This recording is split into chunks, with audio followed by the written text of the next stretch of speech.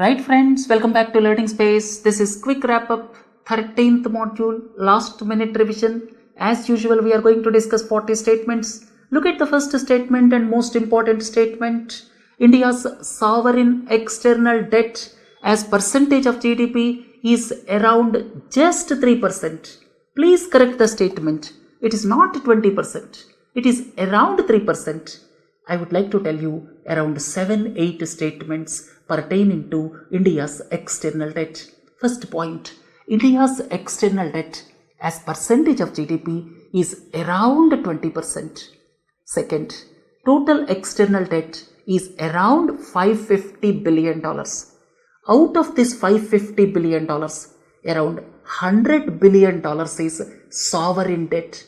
If you look at sovereign debt as percentage of GDP, that is around 3%. Precisely this is the reason why India decided to go for India International Sovereign Bonds. Let me clarify once again. As India's sovereign external debt is very less, because of that precise reason, India some time back decided to go for India International Sovereign Bonds.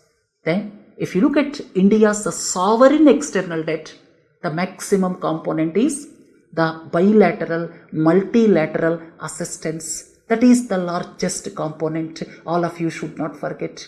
Then, if you look at the overall external debt, I told you two components. One is sovereign external debt. Out of the sovereign external debt, the largest component is bilateral and multilateral assistance. What is the meaning of multilateral assistance?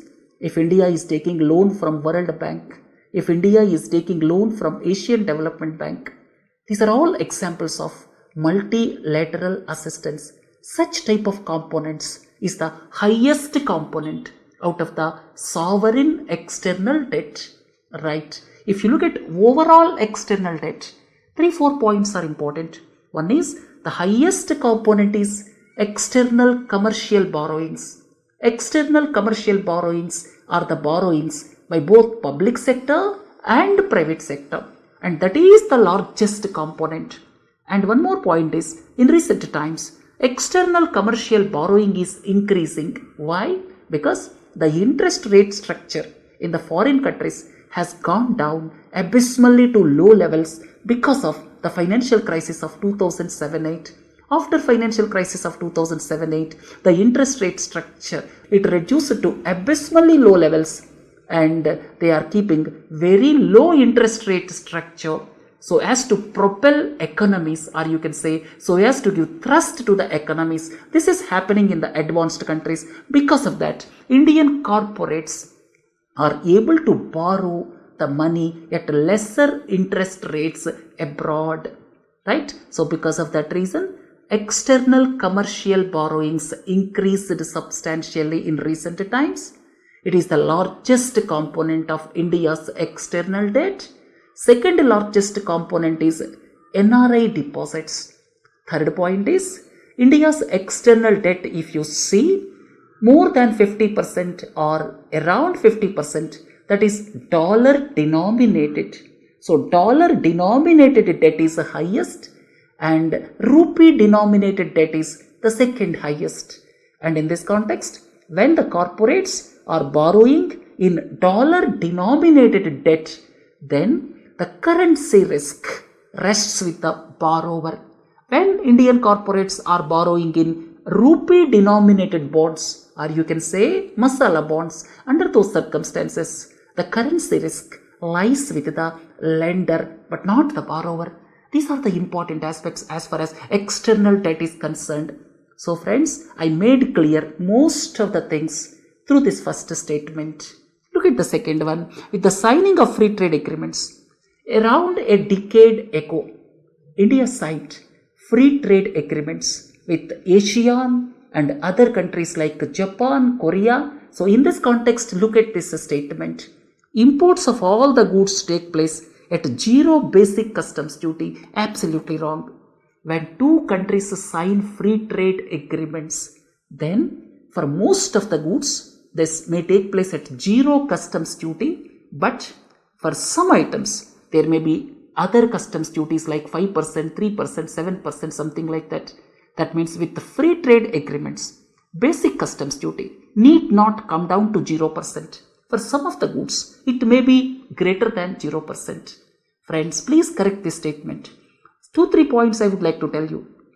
India signed free trade agreements with several countries around a decade ago, but the experience is, in general, after the signing of the free trade agreements, imports to India from those countries increased and exports have not increased commensurately. For several countries, they are almost stagnant or slight increase. There is not much impact on the exports, but imports increased. And because of this precise reason, now the government is quite cautious about free trade agreements. India has not signed RCEP. Now RCEP is with 50 countries.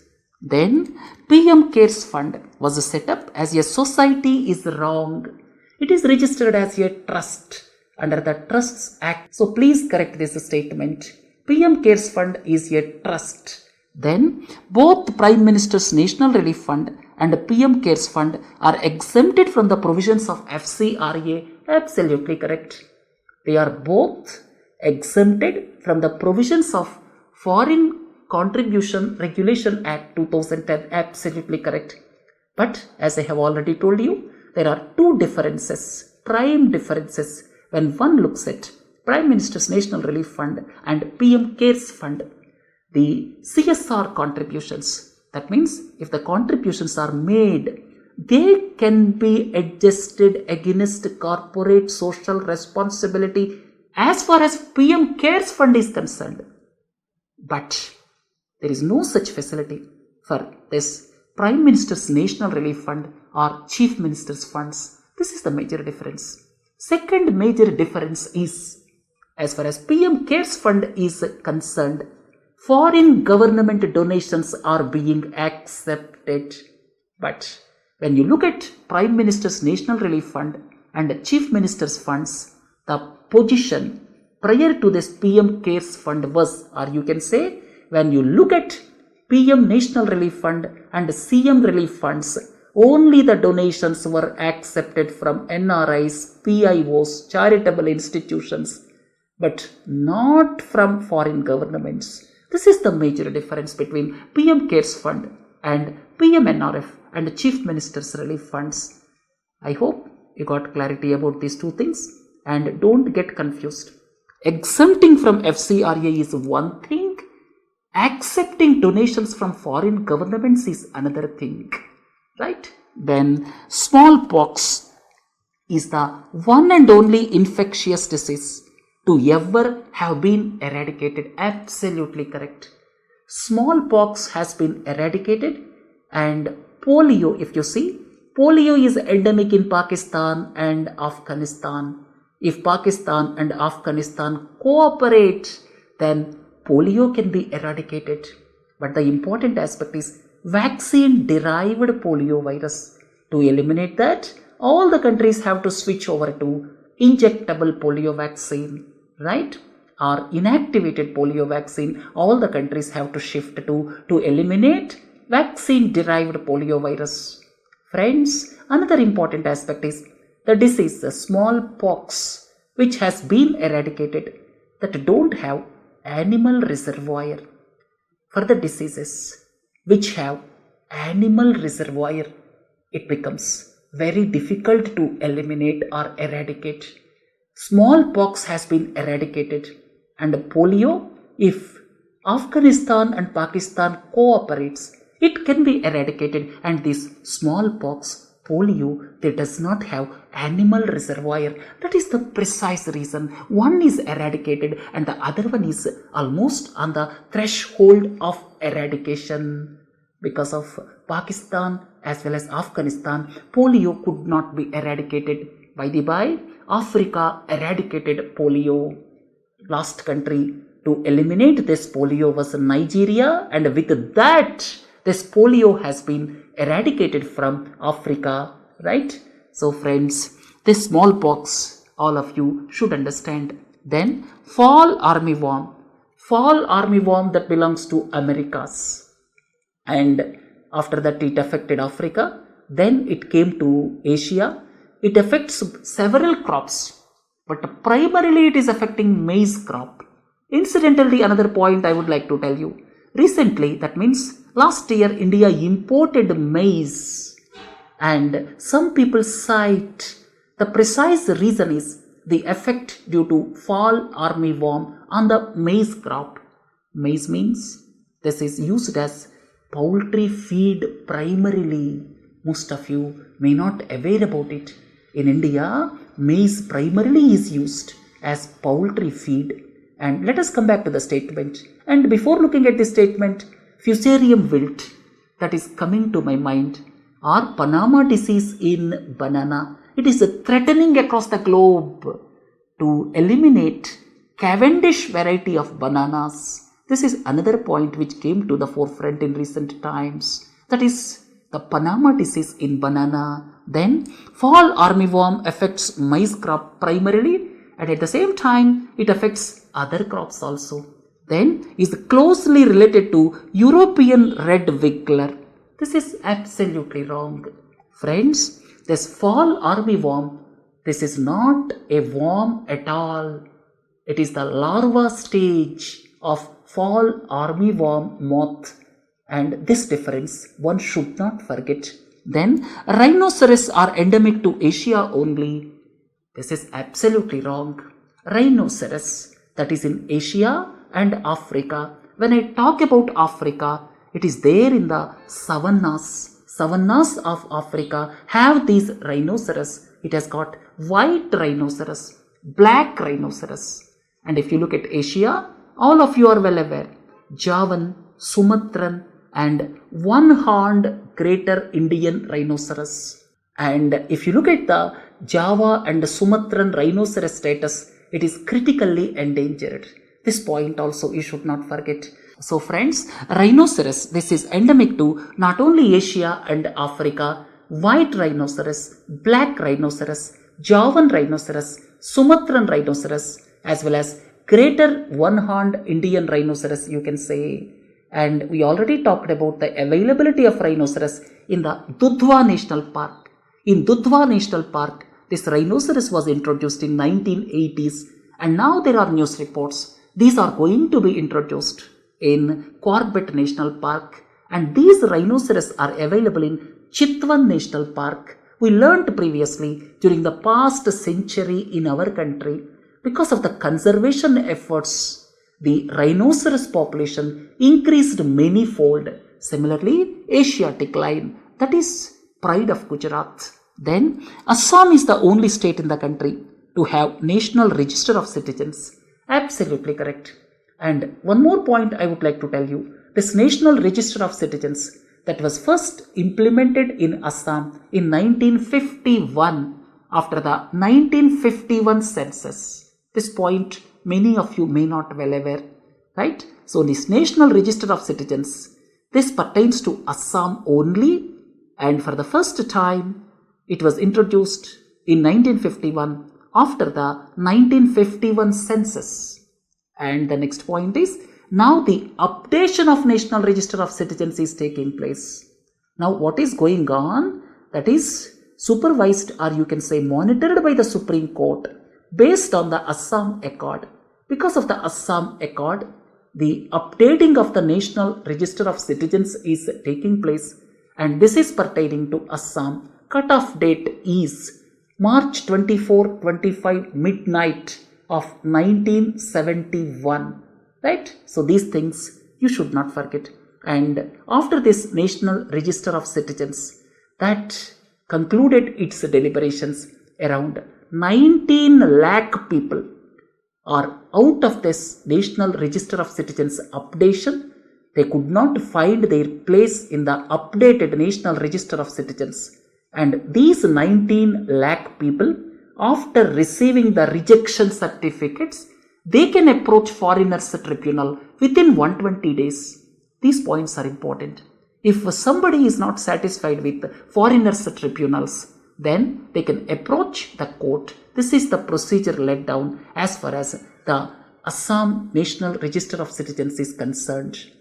And one more point is, when one looks at foreigners tribunals, recently, that means around a year ago, Center extended the foreigners tribunals right up to the district level. That means it is extended to all the states with regard to foreigners tribunals. Right, friends? About the census, we will discuss in some other class. India is the country receiving highest global remittances. Absolutely correct up to this point. And they constitute around 10% or so. 10 to 12%, not 25%. India is the country receiving the highest global remittances. That is the first point. Second point is around $80 billion or so every year. And India's foreign remittances, they are almost continuously increasing in recent times.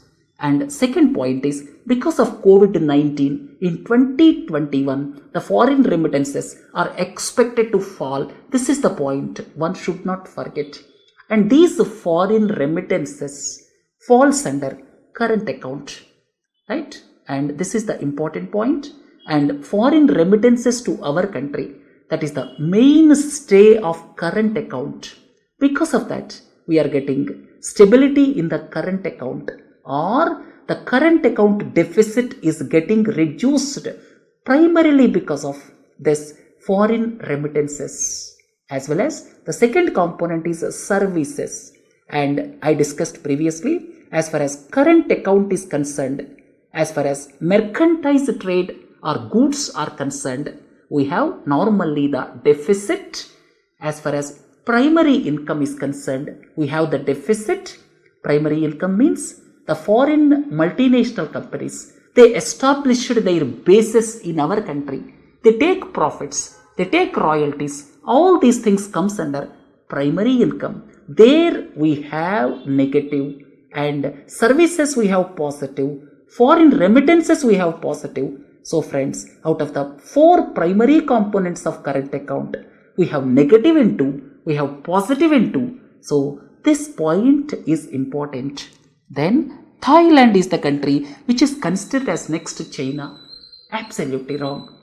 Now the important point to note is, the companies whichever are leaving China, they are preferring Vietnam. Vietnam is considered as the next China as far as the establishment of various multinational companies are concerned. Look at the next one. During COVID-19, the reverse repo outstanding amount. What is the difference between repo and reverse repo? Repo means the banks borrow from Reserve Bank of India. And here, the government security that is to be given as collateral, very important. And if banks have excess money, because the loan takers like you and me, like corporates, they are not interested to take loans. Because of COVID-19, this situation got further amplified. Under these circumstances, banks are left with excess money. Banks parked that excess money with the Reserve Bank of India. That is known as reverse repo. Under reverse repo, the money parked by the banks with Reserve Bank of India, that got increased because of COVID-19, no doubt about it. Because of that, what happened? RBI had to pay interest to the banks, because reverse repo has got certain interest, and that interest is to be paid by Reserve Bank of India to the banks. Because of that, the surplus of Reserve Bank of India gets reduced. I hope you got clarity. When banks borrow under repo window, RBI will get revenue, or you can say RBI will get money through interest. When banks are parking excess money with Reserve Bank of India, then Reserve Bank of India has to pay interest at the rate of reverse repo. Because of that, Reserve Bank of India expenses will increase, and due to that, the net surplus of RBI that gets reduced. Please correct this statement.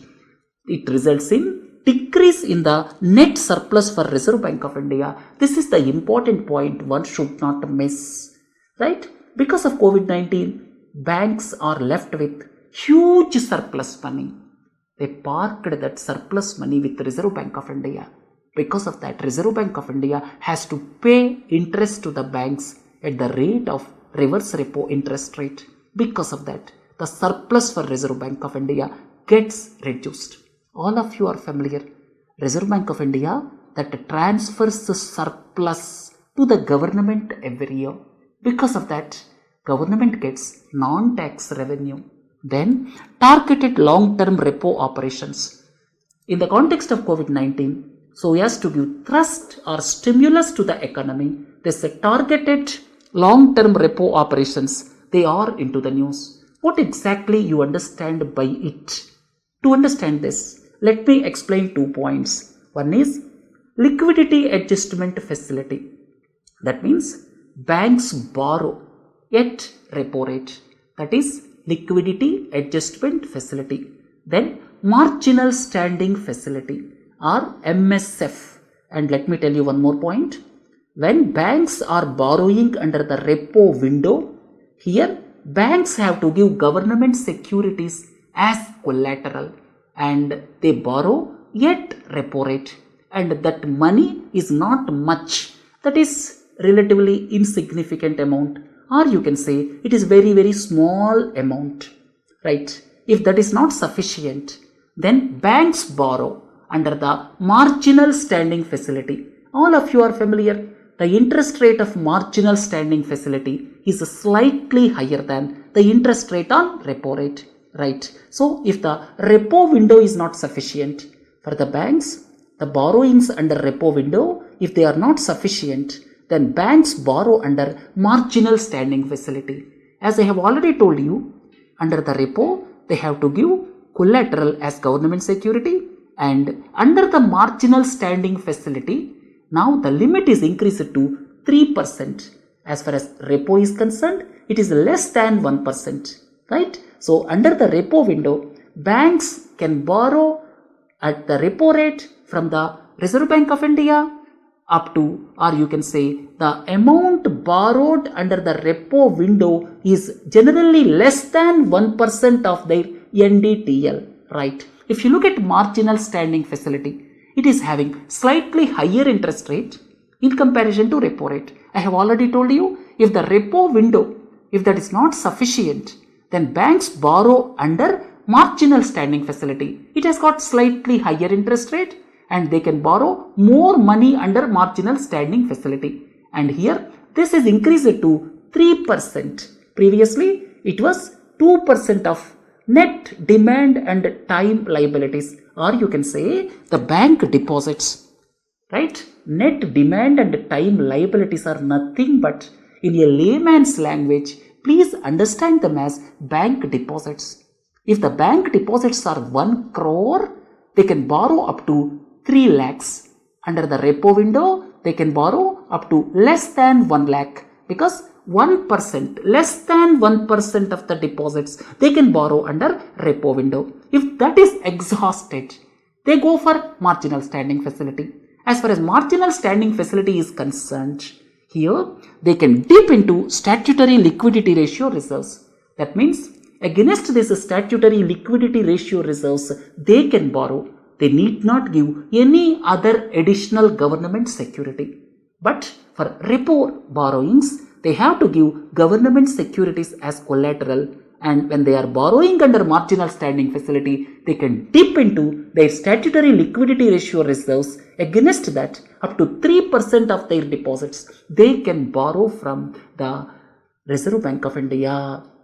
And another important aspect is, under the repo rate, under the marginal standing facility, when the banks are borrowing from Reserve Bank of India, the maximum time period normally does not exceed 28 days.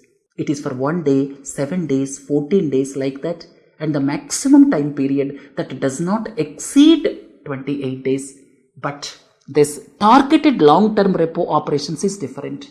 It is for 1 to 3 years, right? So friends, let me tell you the meaning here. Targeted long-term repo operations means for a period of 1 year to 3 years, Reserve Bank of India will make available certain money at repo rate to the banks, and subsequently they will give to the designated entities. That's why it is called targeted. That means RBI gives target. I am giving you 1 lakh crores of rupees. You have to give to corporates. You have to give to MFIs. You have to give to NBFCs. Like that, target is given. So the meaning is at repo rate interest. If the repo rate interest is 4%, at that interest, Reserve Bank of India will give money to the banks for 1 year to 3 years duration. Let me repeat once again. Under the repo rate, under the marginal standing facility, the maximum time which banks can borrow from RBI is not more than 28 days. But here, 1 year to 3 years. That's why it's called long term. The meaning of long term is 1 year to 3 years. Repo operations, the meaning is the interest rate will be repo rate, and targeted, the meaning is Reserve Bank of India says, I am giving you rupees 1 lakh crore. Subsequently, you have to give loans to NBFCs, microfinance institutions, then corporates. Like that, it gives targets, and that money is to be utilized by the banks for such type of operations only. Right? So, targeted long-term repo operations, they require provision of government securities as collateral. So, please correct this. It requires provision of government securities as collateral. Friends, when the banks are borrowing for short term, that is repo, then government securities as collateral is required. Then when banks are borrowing under the targeted long term repo operations, then also, that means for 1 year to 3 year duration, then also the government securities are to be kept as collateral. Then marginal standing facility. When banks are borrowing under marginal standing facility, then they can directly dip into the statutory liquidity ratio reserves, and additional collateral security deposit is not required. They can borrow by dipping into statutory liquidity ratio reserves. Then NABARD, SIDBI, NHB, these are examples of refinance institutions. Absolutely correct. This NABARD, SIDBI, NHB, these are refinance institutions. That means for normal customers like you and me, they do not give loans. The meaning of refinance institutions is they make available finance to banks as well as NBFCs as well as microfinance institutions like that, and subsequently they give loans to people like you and me. So therefore, such type of entities are called refinance institutions. That means normally they don't give borrowings, or you can say they don't give loans. To be specific, it's not borrowings. They don't give loans to persons like you and me directly. That is the meaning of refinance institutions.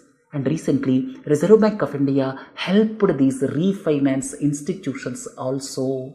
Then the revised definition of MSME, that is based on either investment or turnover. Absolutely wrong. It is based on both investment and turnover. Very important. Both investment and turnover. If you look at micro, investment is up to rupees 1 crore, turnover is up to rupees 5 crore, and is important. So it is based on both investment and turnover. If you look at medium enterprises, investment is up to rupees 50 crore and the turnover is up to rupees 250 crore. Don't forget these figures because government recently changed the definition. Very, very important from your exam perspective. It is based on both investment and turnover. And for the medium enterprises, investment is rupees 50 crore and the turnover is rupees 250 crore. These things please do not forget, right? And then banks can borrow under the marginal standing facility by dipping into the statutory liquidity ratio reserves, and MSF limit is increased from 2% to 3% of the NDTL. Net demand and time liabilities. Demand liabilities, I put 10,000 rupees in my savings bank account. That is demand liability for the bank. In the banking system, liabilities means our deposits. We deposit in the bank. That is liability for them. If they give loan to me, that is asset for them because they get interest on that loan. And this is time liabilities. Time liabilities means if I deposit rupees 10,000 in the fixed deposit in State Bank of India, that is time liability for them. So friends, in the banking system, if somebody says demand and time liabilities, just you understand them as deposits in the banking system, right? So under marginal standing facility, banks can borrow up to 3% of their total deposits. You can say in a layman's language, you can understand like that. As far as repo window is concerned, that is short-term repo window I am talking about, banks can borrow up to not less than 1%, it may be 0.75, 0.7, something like that. I am not going into the details, but it is less. You can understand that way. And this long term, that is 1 year to 3 years. When I say repo window as well as marginal standing facility window, the time will not exceed 28 days. And for the long term, 1 year to 3 years, this long-term targeted repo operations were started in the context of COVID-19 so as to make available the money at lesser interest rate to the banks so that further interest rate structure will be reduced.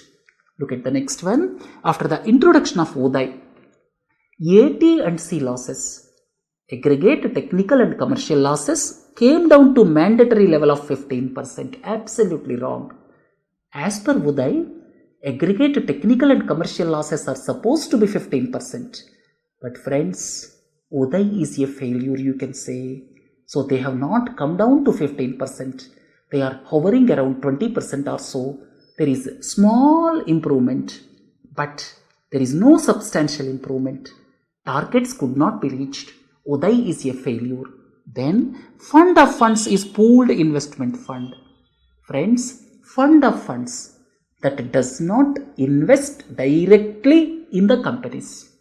Fund of fund means it is a pooled investment fund. It invests in other types of funds. And after that, that fund may invest in some companies. So to reduce the risk, to increase diversification, fund of funds mechanism is a simple. Fund of funds means when government wants to do something for the startups. Let me tell you one example. Government wants to do something for the startups. It may not directly invest in the startup. It may invest in some fund. Subsequently, that fund may invest in the startups after looking at various risks and all. So friends, this definition please keep in mind. Fund of funds is a pooled investment fund that invests in other types of funds. And it is the mechanism to increase diversification and to reduce the risk. Such type of funds are used especially with regard to the investments in startups. Because if you look at the startups, it is a risky mechanism. This fund of funds is into the news in the context of COVID-19. Then, intervention of the courts is barred as per Disaster Management Act. Absolutely correct. Disaster Management Act 2005. Let me tell you 5-6 points. First one is, center has got supreme powers as far as Disaster Management Act is concerned. Second is, the nodal ministry is Home Ministry. This is the second point. Third is, national plan is to be prepared to look at the disasters. National plan was prepared in 2019 and that is being used to tackle COVID-19. The matter went to Supreme Court. Some organizations said national plan is not prepared by the center in the context of COVID-19 and it is using the national plan of 2019, but Supreme Court said it is enough. You need not worry about national plan. And national plan is prepared based on, or you can say, in consultation with state governments. Very, very important. Not concurrence. In consultation with state governments. And court's intervention is barred under this Disaster Management Act. And when center imposes lockdown, it gets powers under Disaster Management Act. It is binding on the states. States have to follow because Disaster Management Act gives supremacy to the center, right? And intervention of the courts is barred. There is no mechanism as far as the appellate issues are concerned, or you can say there is no mechanism to look at the appeals against Disaster Management Act, right? Then Surface Act. Surface Act that facilitates, suppose I have taken loan and I gave some landed property as collateral. I could not pay back the loan. Under those circumstances, banks can sell the property. That is Surface Act. So friends, Surface Act facilitates direct auction of residential or commercial properties given as collateral security by the borrowers, and it is applicable both for banks and NBFCs.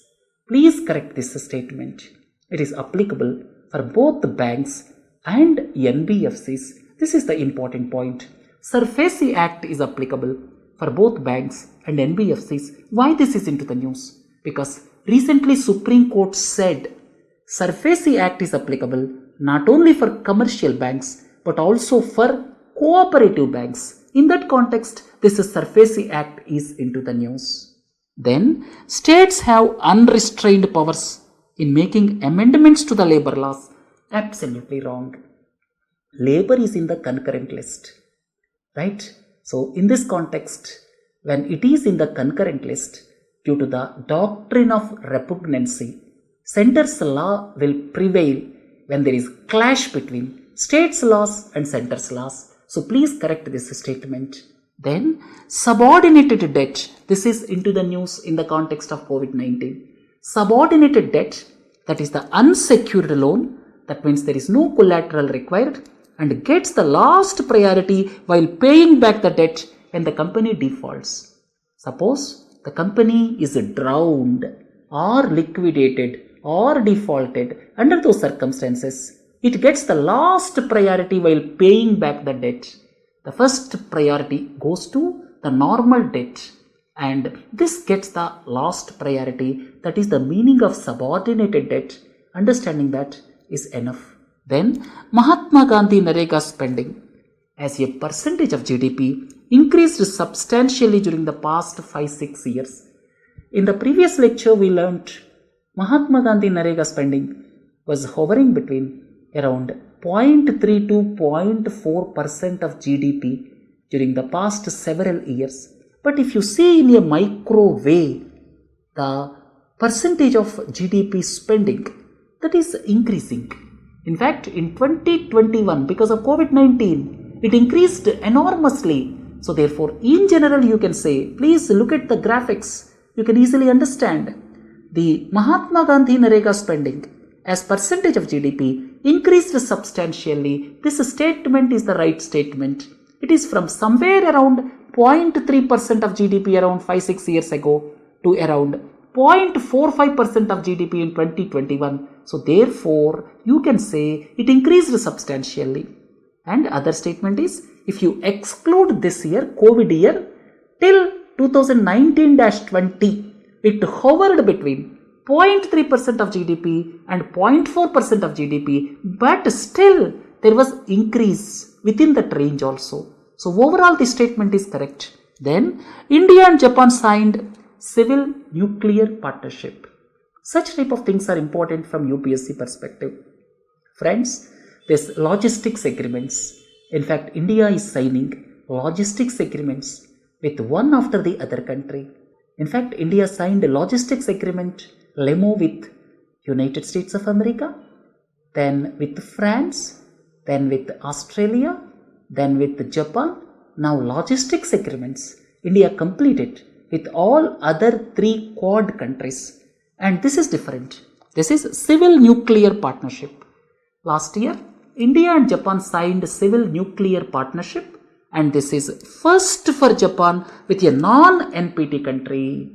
India has not signed nuclear non-proliferation treaty because of the reason it is discriminatory for some countries. Because of that precise reason, India has not signed this NPT treaty, and Japan and India signed Civil Nuclear Partnership Agreement, and this is first for the Japan to sign with non-NPT country. This is the achievement as far as India is concerned.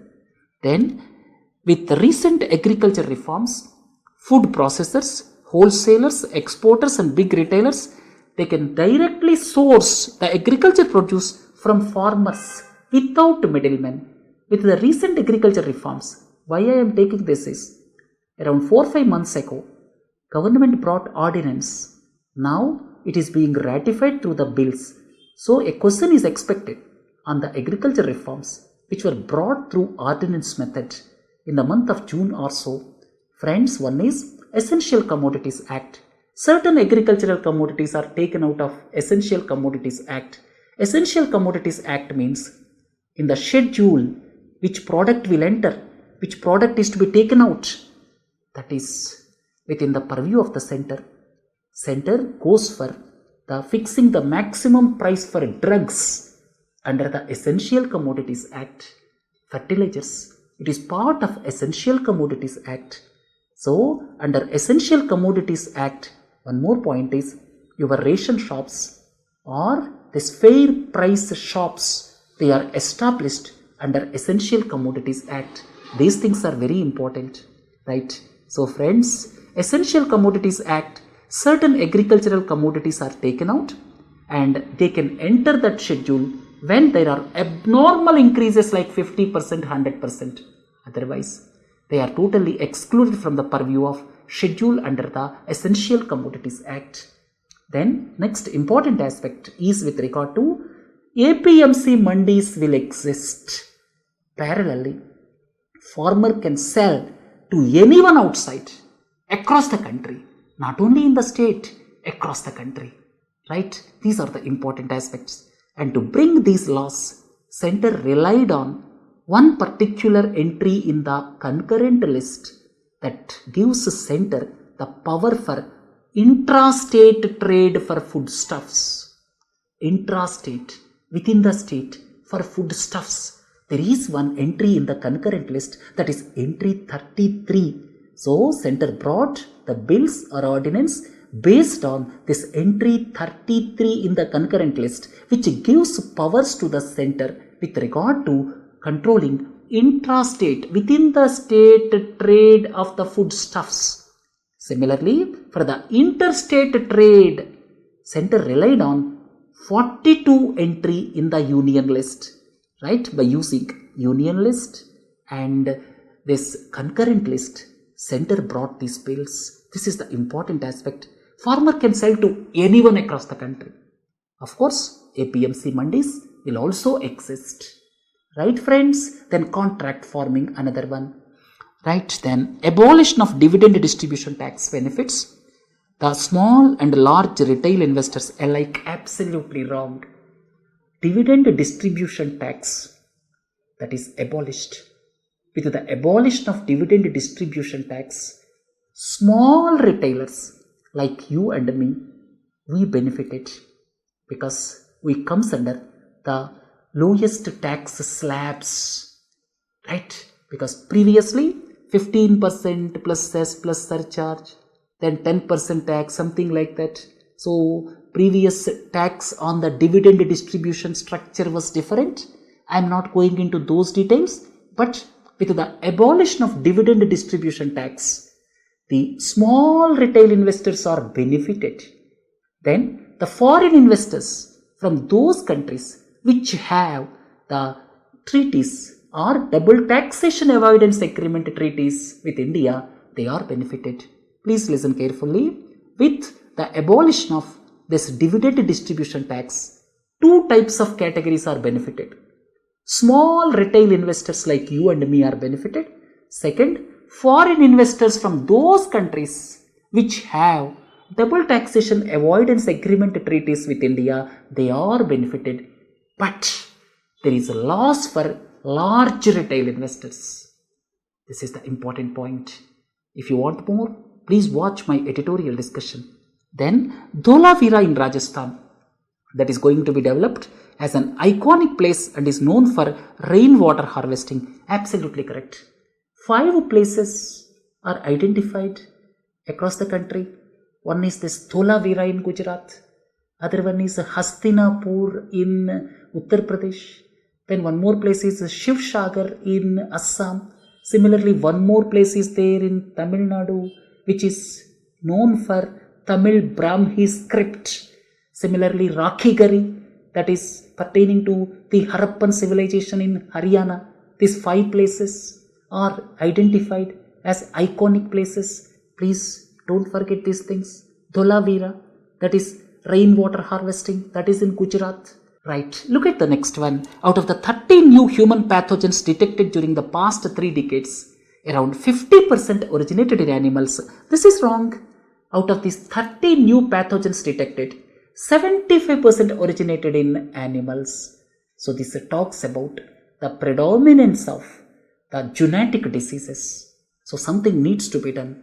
The contact with animals, that is to be minimized, and animal food proper protocols are to be followed to reduce the incidence of these genetic diseases.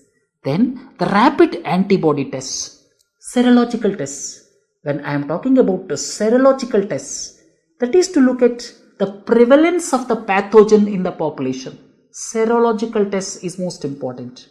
And the serological tests can give way towards, or you can say it can point towards how much percentage of the population are infected with the antibodies, right? And this rapid antibody test, they detect both IgM and IgG. IgM, that is first formed in the human beings after affected because of some pathogen. Subsequently, IgG will be formed. So this rapid antibody test, they detect not only IgG but also IgM. These are the important aspects. Then the Memorandum of Association and Bylaws for Coalition for Disaster Resilient Infrastructure. Coalition for Disaster Resilient Infrastructure, that has got secretariat in our country, that is for sharing best practices among developed countries as well as developing countries, because of the disasters what happens, lot of damage takes place, and we are prominent in saving the lives as far as floods are concerned. And earthquake, when you look at earthquake, Japan is the prominent country to protect the lives and properties of the people. So like that, good practices can be shared. So friends, Coalition for Disaster Resilient Infrastructure, this is secretariat based in our country, and the bylaws and Memorandum of Association, these are being finalized by National Disaster Management Authority. Please correct this statement. These are prepared by National Disaster Management Authority. Then Kerala became the first state to establish Biodiversity Management Committees. Absolutely correct. Biodiversity Management Committees are to be established at the local body level, or you can say the local bodies establish Biodiversity Management Committees. And People's Biodiversity Register, this is to be prepared at the local body level, or you can say village panchayat level. So friends, as per Biological Diversity Act of 2002, as per Biological Diversity Act, this Biodiversity Management Committees are to be established at the local body level, or you can say at the panchayat level, and they have to maintain Biodiversity People's Register, or you can say People's Biodiversity Registers. This is into the news because National Green Tribunal is critical about non-interest taken by various states. It gave stiff targets and penalties with regard to Biodiversity Management Committees and People's Biodiversity Registers, which are to be maintained at the Gram Panchayat level, you can say. Under the Essential Commodities Act, both the center and the states have the powers. Absolutely wrong. Only center has power to designate any commodity under the schedule to the Essential Commodities Act. Then controlling intrastate trade and commerce comes under the exclusive domain of the state governments. Absolutely wrong. I talked about 33 entry number 33 in the concurrent list that gives powers to the center also as far as intrastate commerce is concerned. That is in the concurrent list. As per the Forest Rights Act 2006, other traditional forest dwellers, there are tribals and other traditional forest dwellers. To get the individual forest rights, one important aspect is, for the tribals, they have to produce two sets of documents, two types of documents you can say. But other forest dwellers, they have to prove that they are staying for 75 years prior to the cutoff date of December 13, 2005. Please correct it, 75 years.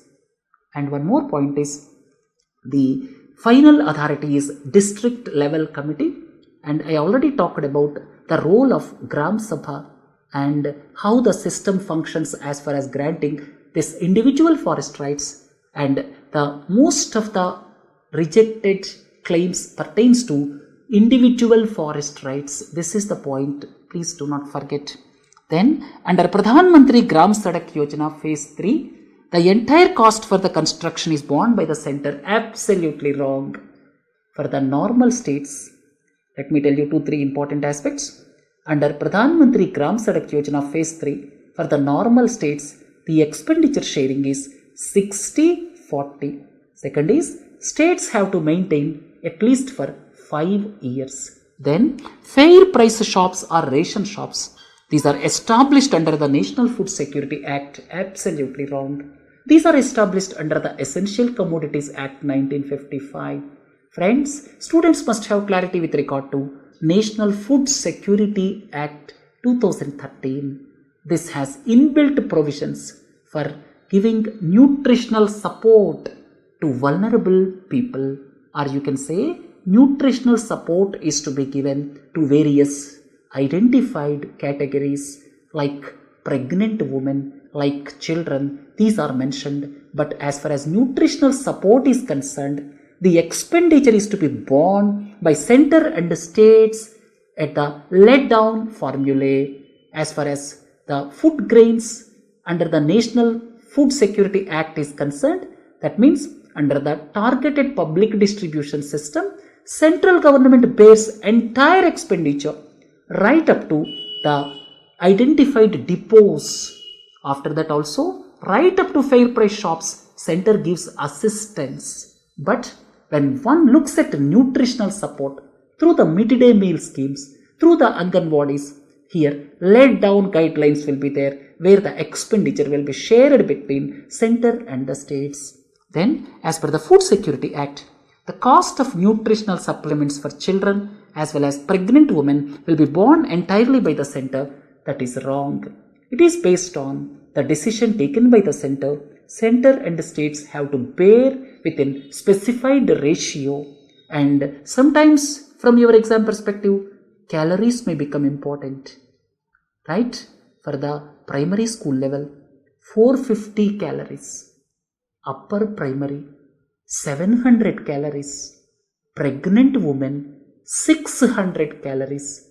Like that, calories are specified with regard to nutritional support. Then, under the Insolvency and Bankruptcy Code, the resolution process shall not exceed 330 days under any circumstances.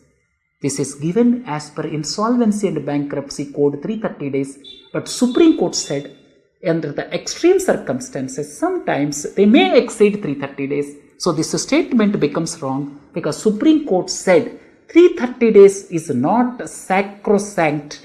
It may exceed under certain circumstances.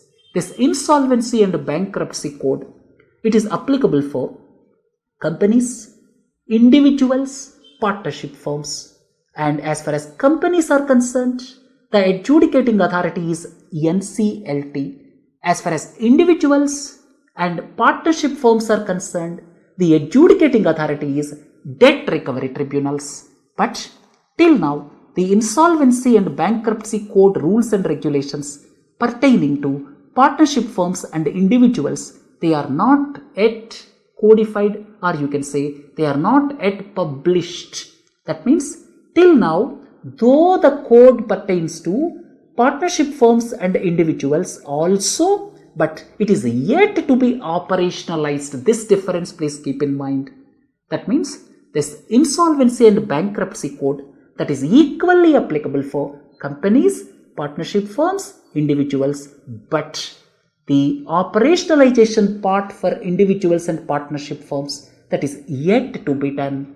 Then next point is it does not include cross-border insolvency. This is the difference one should not forget.